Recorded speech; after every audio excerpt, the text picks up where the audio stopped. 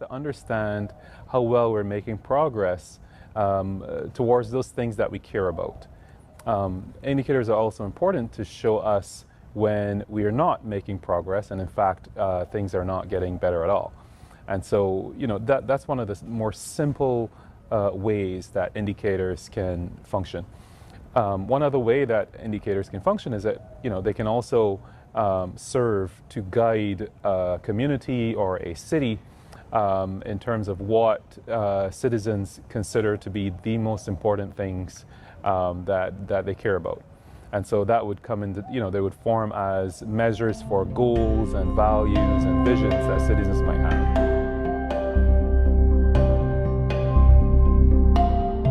One other way that indicators can function is that, they can also serve to guide a community or a city in terms of what citizens consider to be the most important things that they care about. They would form as measures for goals and values and visions that citizens might have.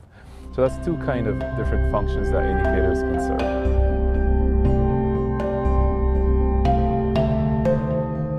The Super Neighborhoods report is important because these super neighborhoods identified a couple years ago by our former Mayor Lee Brown was an attempt to identify, first of all, what the communities in Houston are, not the neighborhoods as we know it in terms of the subdivisions. Everybody knows about their subdivision, which is primarily housing, so we might call them bedroom communities.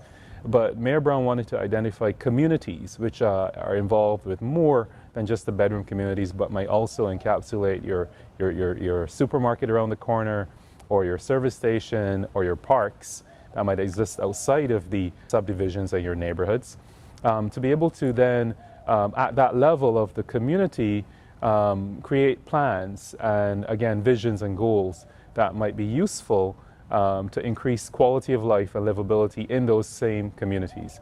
And so at that level, the community level, we can begin to identify resources, again, like parks and or libraries, access to fresh fruits and vegetables as in supermarkets, and also the economic development opportunities that might lie in the community. Because one of the things we want to do is to have a balance between the economic benefits, the social benefits, and of course the environmental benefits in such things as what the air quality might be, or what the hazards, the natural hazards might be at the community level. And so those are some of the reasons that the Super Neighborhood report is important in the city.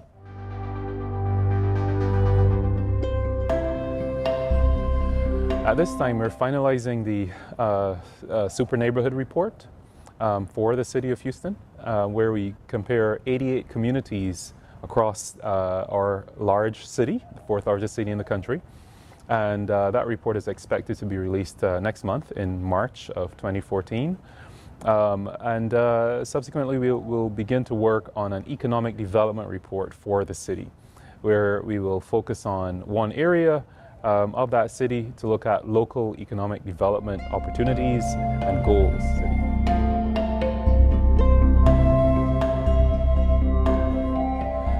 What's coming up next for the project is that we'll begin to make our data available online for citizens in the city. We think that would go a long way with helping those, in nonprofit organizations or even some neighborhood associations that want to go ahead and create their own neighborhood kind of reports and don't really know where to go to find the data, since it's a big city, it's a complicated city, and we will serve the function of being the data provider for, again, neighborhoods and citizens to be able to understand how well the city is doing in terms of development.